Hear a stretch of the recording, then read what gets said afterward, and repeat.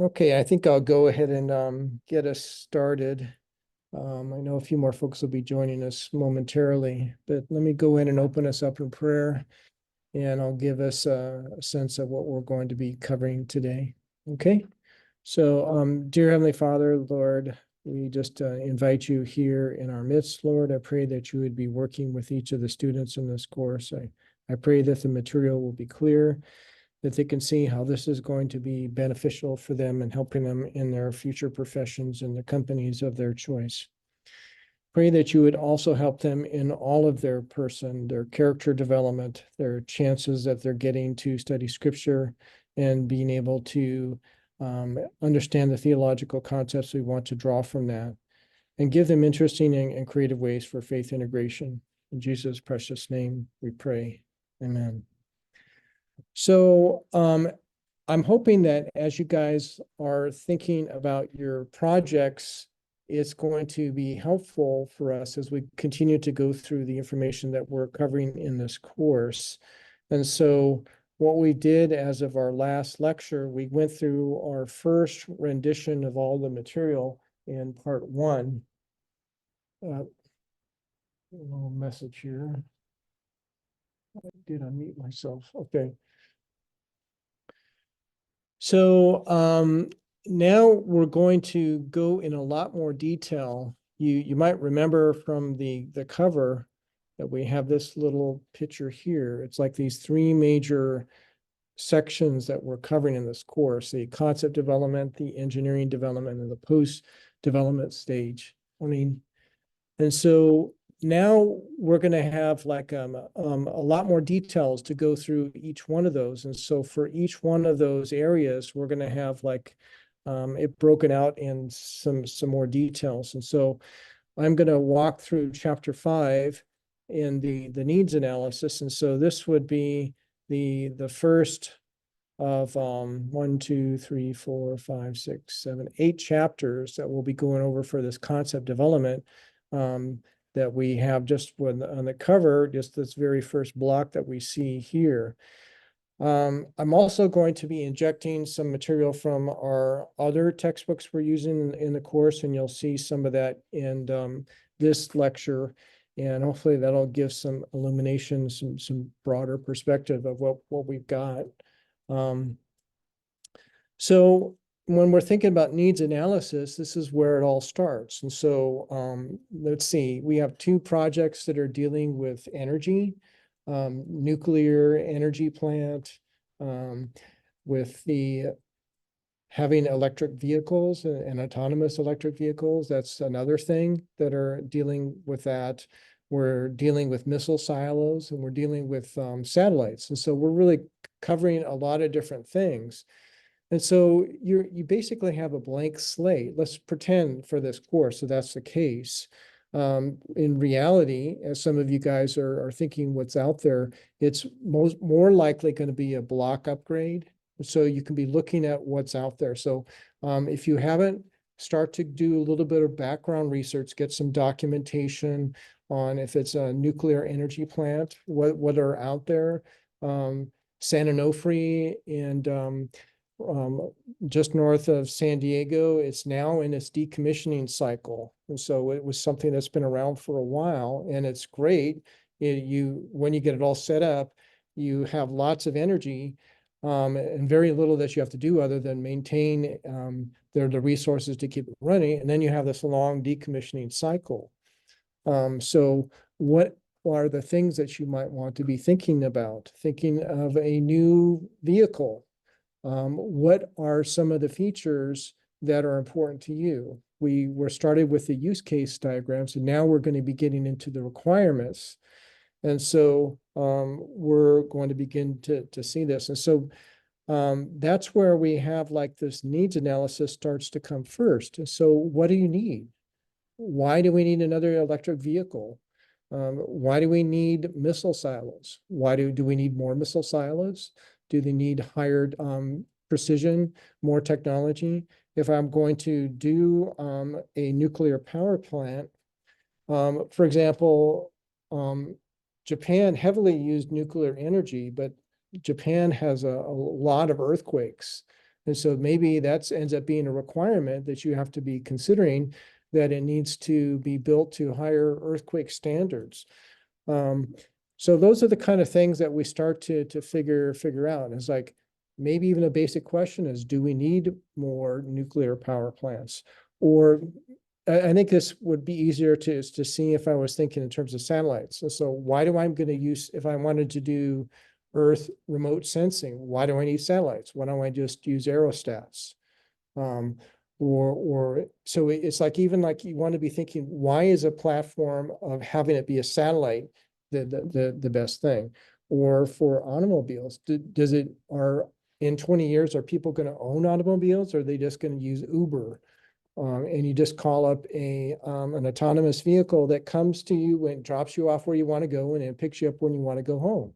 You can see that there's can be some radical things. And at the very beginning, guess what? It doesn't cost any money, relatively speaking, to be thinking about those ideas.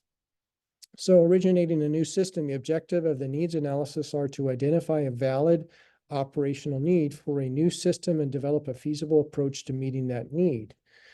So think about that in the context of your project. The needs-driven system development approach is characteristic of most defense and other government programs. So the authors of our main textbook focus on that a lot, although they touch on other things, but I'm also going to be supplementing it with some things from NASA. You'll see that it applies there as well. And typically it stems from a deficiency in a current system capabilities. You can think of the iPhone. Some of you may have an iPhone or an Android, but when Apple made the new iPhone, they saw there was a deficiency, that instead of, people don't just use it for making calls, and they turned it into this whole multi-use platform that's very mobile, and it's just taken off. So the type of development requires a feasibility and affordability technical approach. A major type of approach is the technology-driven system development approach. Sometimes this is called tech push. And so maybe there's a new development in nuclear energy. You may want to be looking at the Department of Energy, their website. They do a lot of different, so it's DOE.gov. I've done some work for them into a degree, and they have a division that focuses on nuclear energy. There might be some things there that might be interesting. Is there a new technology for missile silos that needs to be considered? APU is working on CubeSats. And so what are the latest technologies that we can fit into a baseline that we can utilize? So those are some things that you can be thinking about. The approach is characteristic of most commercial systems developments and stems from a major technological opportunity to better meet a need.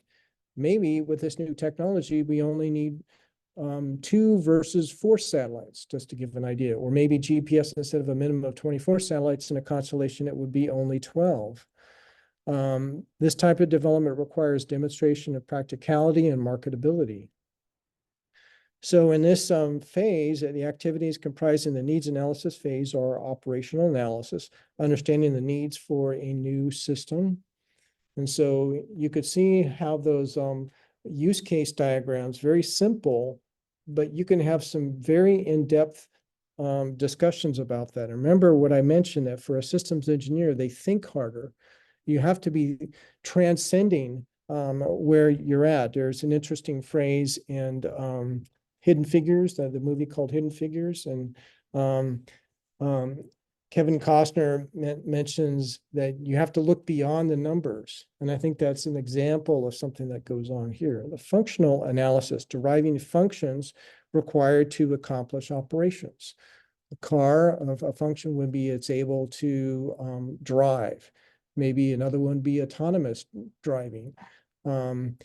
Maybe there could be other types of functions that you were going to start to group into that. We talked a little bit about that on Thursday, that maybe for a missile silo, one would be normal operation, for maintenance operation, or maybe it's in a hostile responsive environment that it has to operate. You get into the concept of operations that are going on.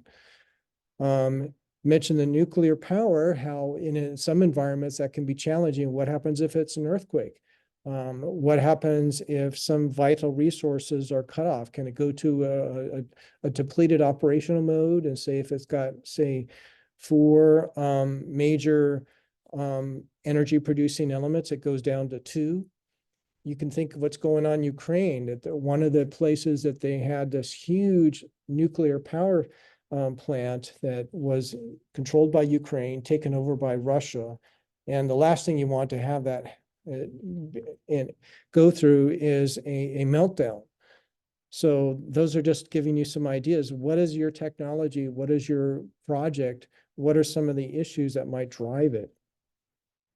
Then you can start to be thinking about feasibility, visualizing a feasible implementation, how it might look like. And so are you going to create a new nuclear power system? Are you going to be creating more nuclear silos?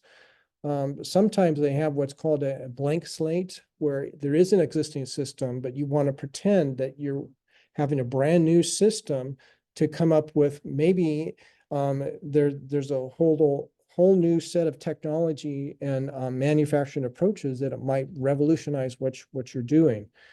At least for an excursion at the very beginning, you're just doing analysis. It's relatively speaking going to cost almost nothing. And then the needs validation, demonstrating the cost effectiveness. You may come up with this wonderful thing and it costs billions or trillions of dollars and nobody can afford it. You have to be having, there's a term I've had to think about a lot, is something called cost as an independent variable. And so that is something that's out there.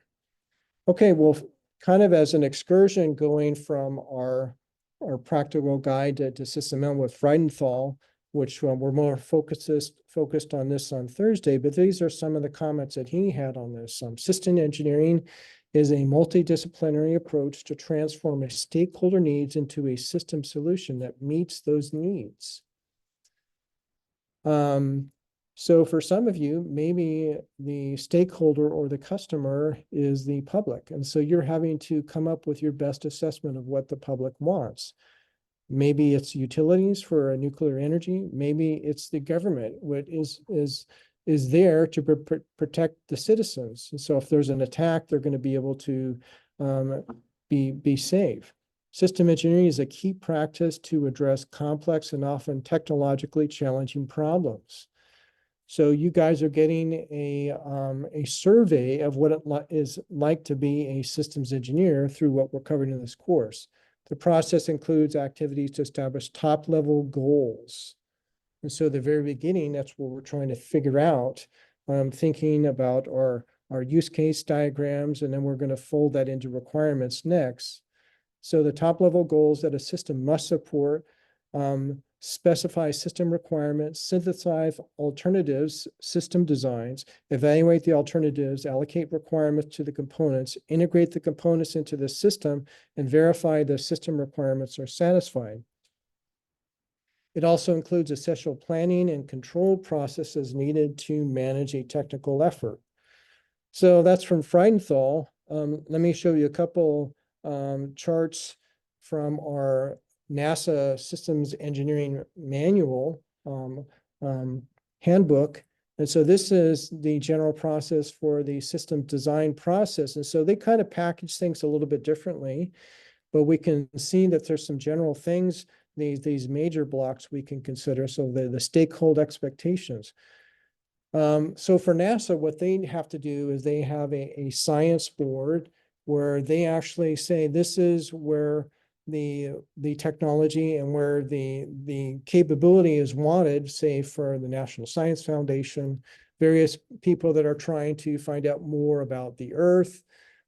Mission to Mars is a big thing that's out there. And so what are some of the types of things?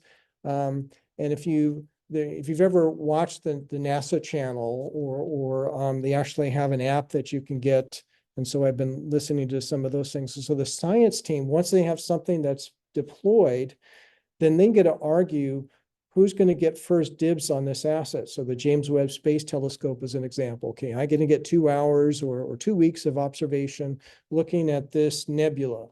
And these are the things that I'm trying to figure out. And so I'm going to be looking at spectral characterization of exoplanets, trying to find out if there's oxygen or water on these planets. And so they have to think about that. So this is why this is important in this discussion is what are important capability drivers that need to be met. And so trying to capture that from a variety of stakeholders is what you want to be doing. Then you get into the requirements definition. How do you aggregate all of that together into a baseline that's going to service all of those customers? And so one might be an outlier in one area, and you have a different customer that's going to be focusing on capabilities in another area. And then you have cost as an independent variable. All of that has to be fleshed together so that you come up with a requirements baseline. Then we get into you can see that the logical decomposition. And that is the next level where we start to be figuring it out into functional, physical details of that. And then we get into the design solution definition where okay, now you've got a concept, you've got an approach. Now we're going to actually bend metal and make it a reality. That's what the NASA project, the design process is. This is something else that I put in here. It kind of gives you an idea of the phases and the decision making. So there's a couple things that we're seeing is so in the very beginning, there's not that much resources that are actually required. But as you go through that, there's more and more resources. And there's a commitment of funds that comes earlier. And so if you have like your baseline is getting defined early on in this phase, what happens if something changes? You can see that there's this marching army. If you don't find it early, guess what? This is going to make this delay a whole lot. And it's just going to make the cost of this overall project mushroom up. And so this is actually a fairly useful perspective to keep in mind for system engineering. This is where I have mentioned this quote before. I was a system engineering manager a long time ago. He said, system engineering is like insurance. You buy as much as you can afford. You're trying to find mistakes as soon as possible. And that's the job of a system engineer. You have to think harder. You have to be seeing the big picture. All of those are things that are part of what a system engineer is required to do. Well, now let's think about that needs analysis. What are the inputs? What are the operational deficiencies? What is something that you want to fill the gap? Apple filled a gap by creating a smartphone rather than just having a phone. Elon Musk and others now are creating electric vehicles that also have the ability to have autonomous operations. So you can see how technological opportunities are starting to help to have ways to be filling those operational deficiencies. The things that are part of this, we have the system studies, technology assessments, and operational analyses. And the outcomes are system operational effectiveness and also system capabilities. You can have maybe multiple things that will be coming out, and then the next chapter will be getting into concept exploration. But that's the focus for now. So we have this chart, and now we're just focusing on this first little part here. We're way up at the system level. And so the things that we want to be doing is defining the system capabilities and effectiveness. So there's going to be a lot more definition, but we're way here in this NASA chart of trying to nail down the concept before we get into things that are more complicated that will come later. So we have the needs analysis phase flow diagram here. For new start systems, the first iteration through the needs and requirements analysis phase results in a set of operational requirements that are rather broad and not completely defined. this is what the level of definitions that where we're at. Requirements like documents that emerge from the needs analysis is a formally known as an ICD. And so that's a term that you'll be exposed to in the future. This term is also used as a generic description of the capabilities, desires. And in either case, the ICD document contains a broad description of the system concepts needed and focuses on the operational or capability requirements. So here what we can see is we have, if there is a predecessor system, we're going to be using that. We're going to be considering the operational deficiencies, the technology opportunities, and this is where we do the operations analysis. That's what's happened in that first thing.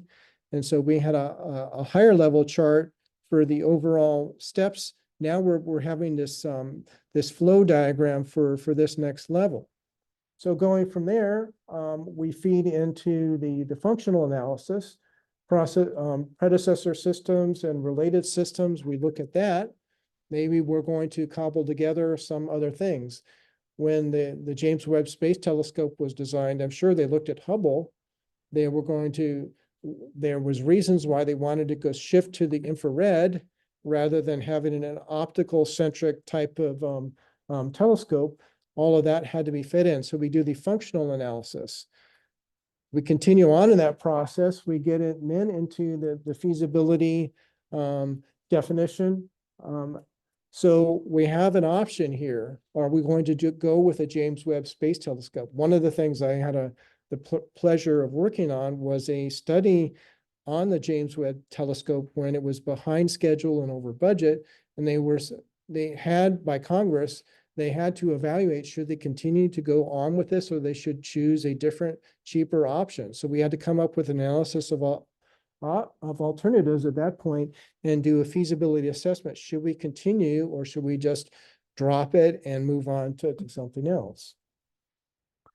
Finally, we start to be doing some needs validation.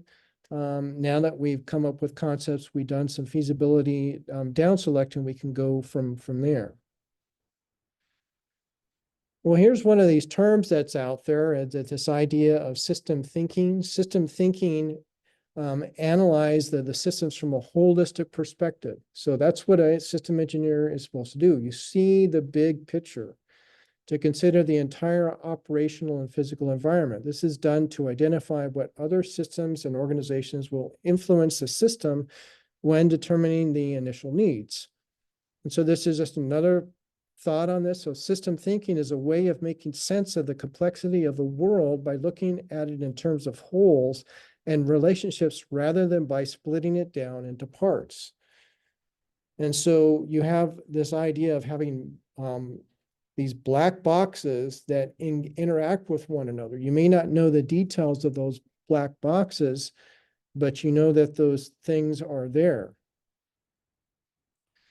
So, well, what is operational analysis? It's studies and analyses are conducted to generate and understand the operational needs of the system.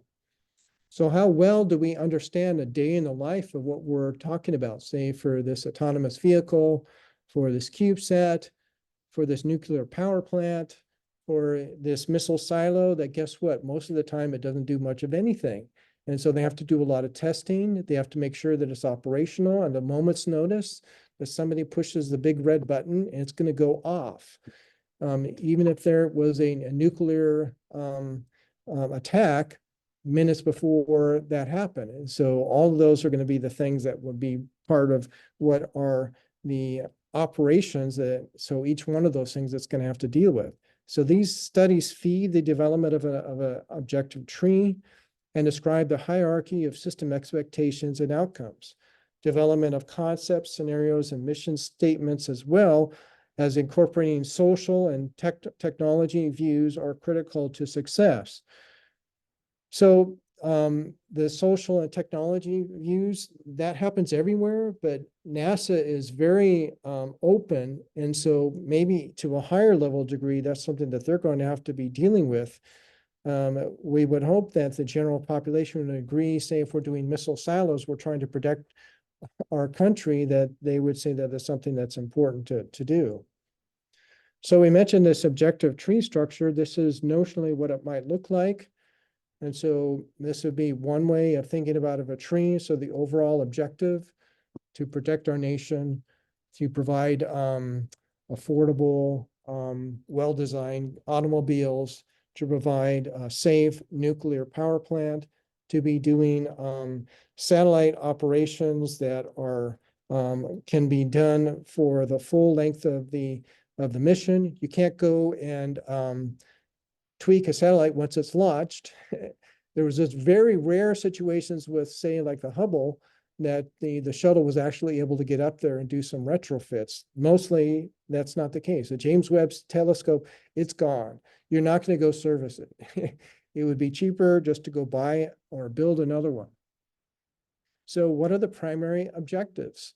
You guys are next going to be working on the requirements. You want to be thinking about that. What does your system need to do? How am I going to articulate that? So articulating around primary objectives is one of the ways it can be doing it. Below that are secondary objectives, things that are necessary putting these things together. It then can do that first primary objective. And then below that, you can have functions. What are the functions that have to be present to enable a secondary objective, the way that this chart is laying all that information out? So here's an example for an automobile. And so think about this. And so you want to provide clean transportation. Green energy, electric, that would be an example of that. So we want to provide a comfortable ride for 4 passengers. So now this is giving you an assessment of how big it is. My wife and I were walking home from going out to lunch in our town where we live, and we saw this little 2-seater car. I forgot what it's where it's from, and it's just small. I mean, it's so small that instead of parallel parking, you just would park face in, and you wouldn't be, the tail of your car wouldn't be sticking out. That's not going to satisfy this. It really is designed for one person. If you cram 2 people, you can get 2 people in there. But that just gives you an idea. So comfortably for 4 passengers. Guess what? Most people, that's kind of what they're looking for. Maybe something larger than that. Then you have all these creature comforts, a sound system, being able to, the noise level in the car is less. And so I have limited time that I've been in an electric car, but I went to this conference in Texas, and the guy had a nice Tesla, and he picked me up and drove me to the conference. Really nice of him to do that. It's definitely is quieter. And so it was something that is something that was there. Provide sufficient head, shoulder, and leg room. So those could be some things it would be. What about, you want to get certain miles per gallon? Or for an electric car, it's not going to be miles per gallon. It's going to be kilowatt hours per mile. I'm slowly getting familiar with those terms. And it needs to meet all the federal safety standards and achieve a baseline retail price of $25,000. Boy, I wish Teslas were that price. But that just gives you an idea of the types of things that might be some drivers, and you would want to be thinking about that. So now you're starting to have the tools where you can be doing a concept design. So you have the operational requirements. That's really the level that you're going to be focusing on for this project. So the functional, and part of that would be the functional and performance requirements. And so what is it that you're trying to accomplish? What and how much? Then we have these 2 other parts of this triangle, the operational context, the scenarios. You can see how that would fold out from the use case diagrams that you're doing. Where, when, maybe those things that would come out of there, the operational concept, the concept of operations, of how are you going to be doing it?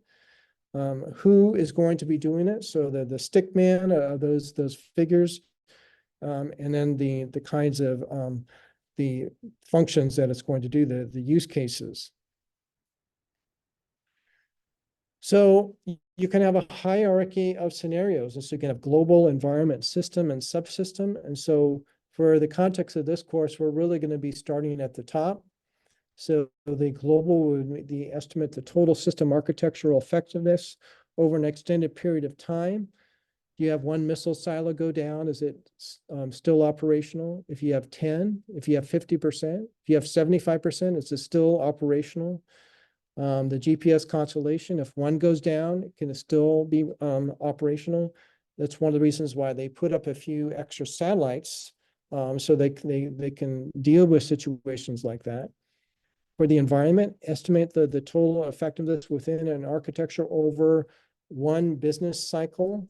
So maybe for a car, it has to operate for 10 years. A nuclear power plant, maybe it has to operate for 50 years.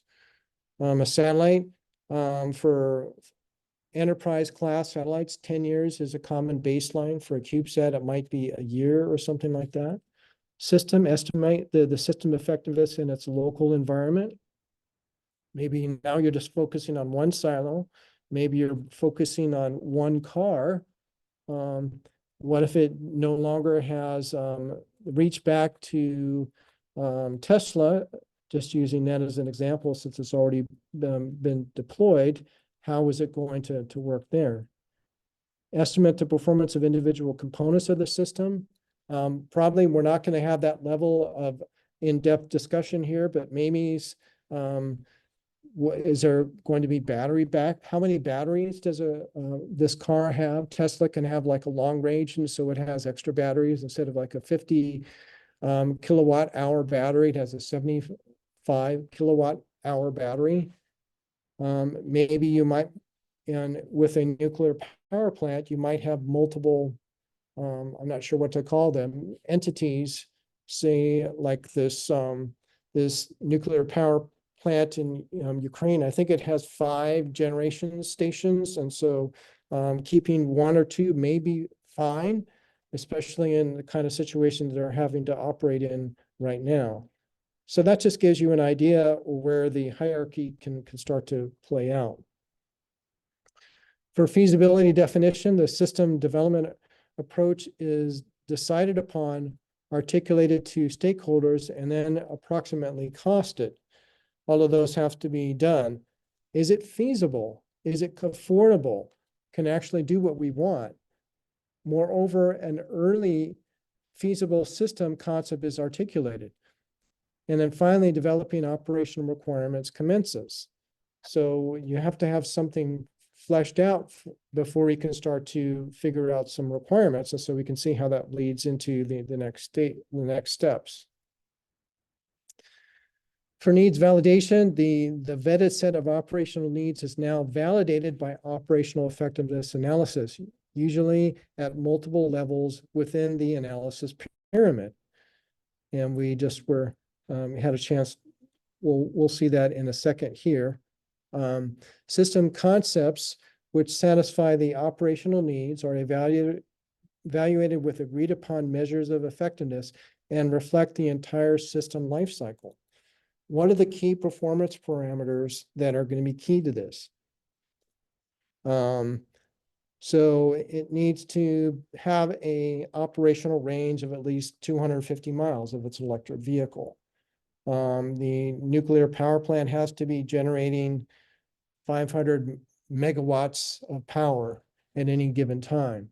A missile silo can launch a missile within 2 minutes, whatever it's going to be, but you can be thinking about that. And so it's like, these are like, if you were to have a shoot off for a race and you only get to pass the first 3 contenders, this gives you an idea of what this measure of effectiveness is.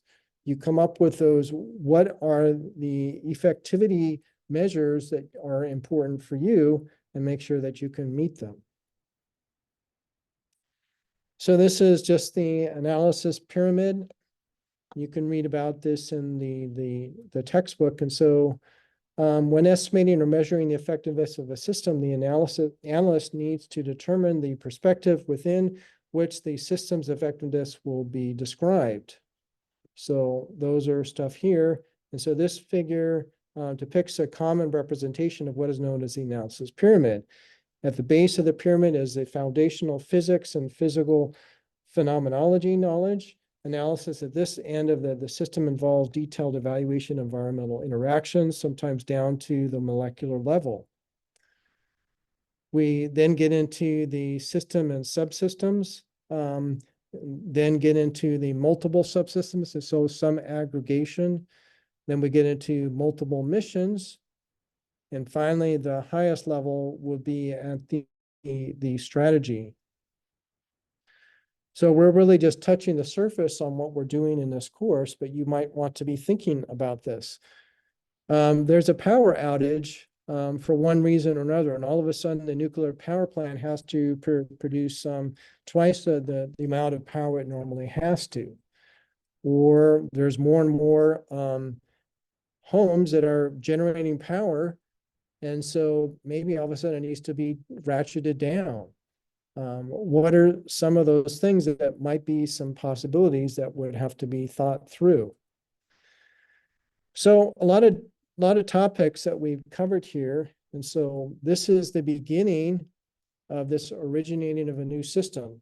It could be something that's a follow-on, but it's still it's now at a point where they are differentiating it from things in the past. Like I worked a little bit on GPS-2, and then I worked on GPS-3.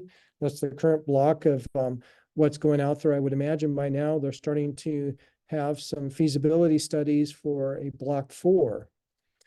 We got into this idea of system thinking. You know, system engineers have to think hard. You have to think about the whole. Well, those are differences, and maybe you're going to find that's something that you would like to be doing. Maybe you'll be finding out that maybe it's not for you, but you're going to want to be understanding what a system engineer would have to do. And so when you're engaging with them, we talked about operations analysis, and I tried to tie it in with the projects that you guys have shared of what it might look like. How is it going to operate? What's a day in the life of your project going to actually be like? And then you can do some feasibility. And so is it feasible that should I go with a electric vehicle that has 100 kilowatt hour battery? Is that going to be a differentiator, and are people going to like it? It's going to have longer range. One of the things I've heard about having an electric vehicle, there's anxiety that is there going to be a charging station when you get to your destination that you're going to be able to use? You know, here you don't have to think about it. You just drive, and then you see a gas station, you fill it up. If you're going on a trip, if you're just going back and forth in your normal routine, you have an idea when you need to get gas. That would be an example of the feasibility. Maybe it's no longer just your system, but you're being dependent on other systems to make the ecosystem work for it to be effective. You're not going to have all the missile silos in one location for a variety of reasons. And so how are you going to do that? How are you going to do maintenance? You're probably not going to take down every missile silo in one location, but you go from one to another, to another, to another. I've heard like when they paint the Golden Gate Bridge, literally they start from one end, and by the time they get to the other end, they have to start over. So it's like they have like a cycle that just fits about right for how long it takes to paint, and then you go back and you start over. So that's an example of being exposed to some system thinking with that. Is like, how often do you need to paint it? How long is it going to last? I don't know that exact number, but the James Webb Space Telescope, it cost a lot of money. And guess what? They're hoping it's going to last a long time, but eventually they're going to have to replace it. And so they want it to be available before the old system goes out. Right now we have Hubble, we have the James Webb. Eventually there'll be a point where the Hubble starts to degrade. We don't have a shuttle.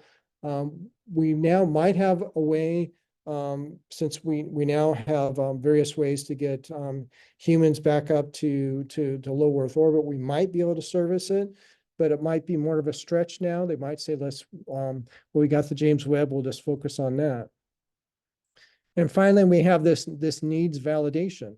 Okay, we've came up with a concept, and now you're going back to that customer. Do you really need this super duper something or other that can do this unobtainium type of mission?